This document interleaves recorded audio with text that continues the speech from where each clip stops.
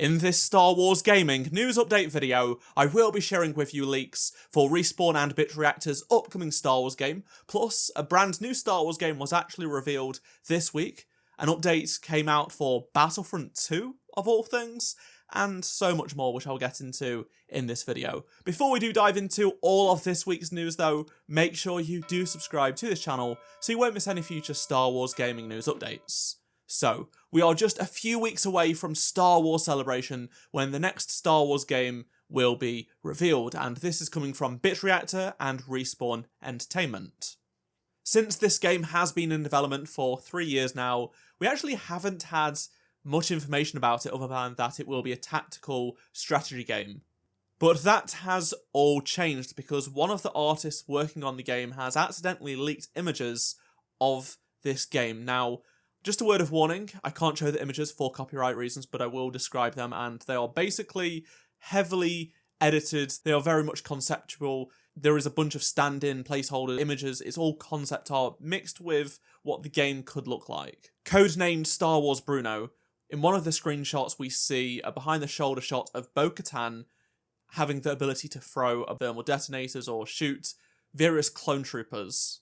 Paz Vizsla and an astromech droid is also part of this team, taking on these Phase 2 clone troopers. The objective you have in the screenshot is rescue the prisoner in 10 or less turns, and there is also a 95% hit chance of shooting this clone trooper that Bo-Katan is looking at. We also see a further zoomed out image of Bo-Katan crouched behind some cargo crates, and she has a droid that's basically the same type of droid Lola is in the Obi-Wan Kenobi show. There is also a Jedi as well that looks like to be a brand new character. There is an LAAT and a clone trooper with an electro staff, similar to what we see the paratroopers wield in Jedi Survivor and Fallen Order.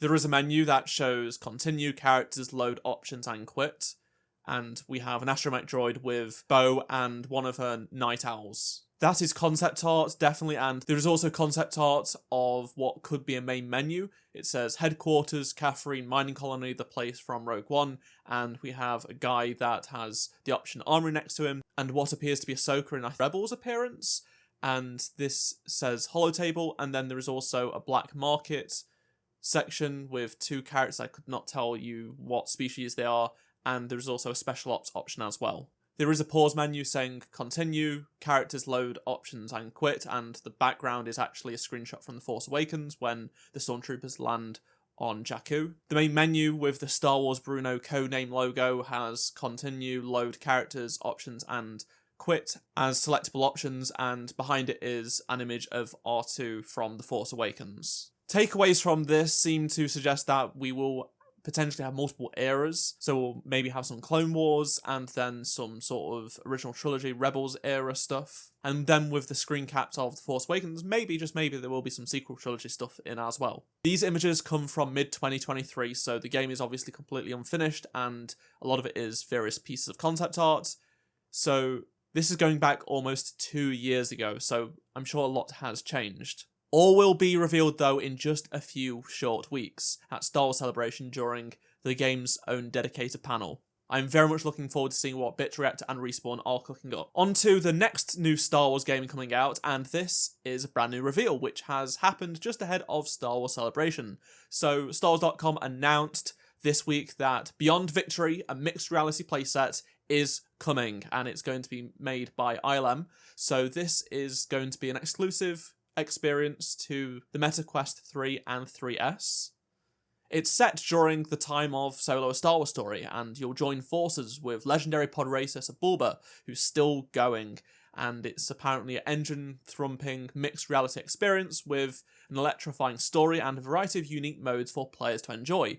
This is a mixed reality experience, so it's not completely VR, just like we've seen ILM do in the past with, say, Vader Immortal and Tales from the Galaxy's Edge, but this is going to be overlaid onto the real world, so you'll be looking through cameras and you'll see your surroundings, but also Star Wars overlaid onto that. So that's going to be very interesting, and it's going to be at Star Wars Celebration, so if you are heading to Star Wars Celebration just a few weeks' time, you will be able to actually experience this new game before anyone else, and then it will be coming out at a later date. There is no release date at this moment in time. We probably will be able to do some pod racing in this game, which is very exciting. I have wanted a VR pod racing game for so many years now, and it looks like we are actually going to be getting at least some pod racing action in virtual mixed reality. There will be a tie-in comic though, a prequel to it, which has this cool artwork as well.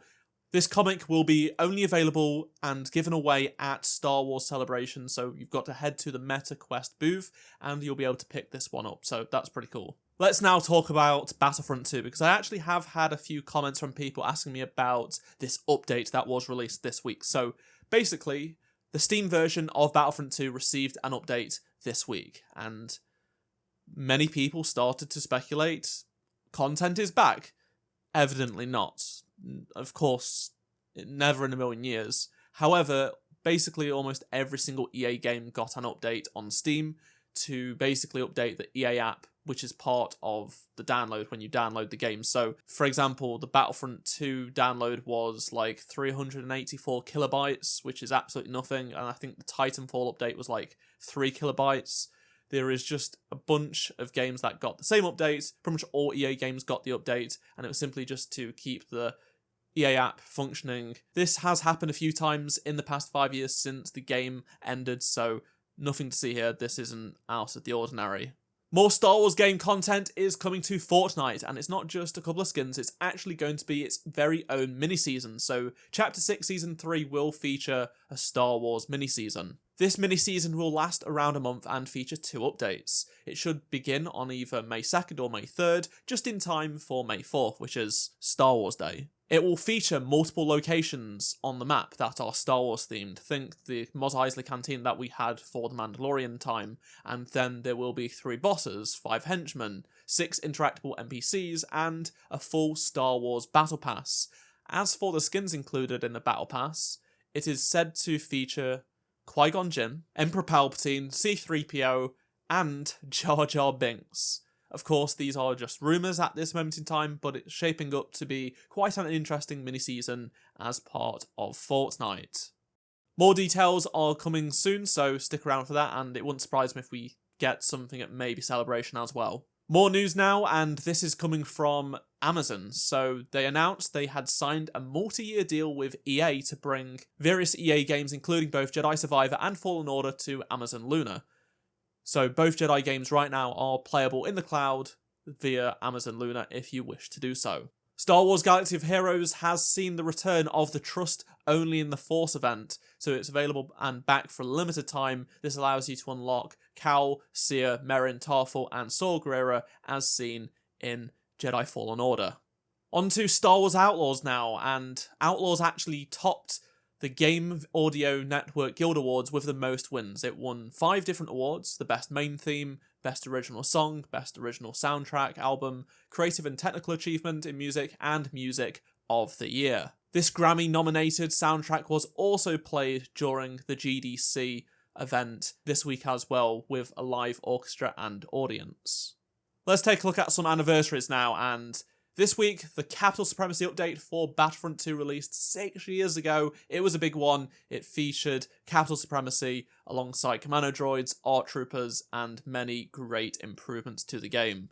We also saw the 7th anniversary of the Progression update, which really was the sort of turning point for this game, at least close after launch, when it completely overhauled the progression system, and it also brought that Administrator's Palace Bespin map as well.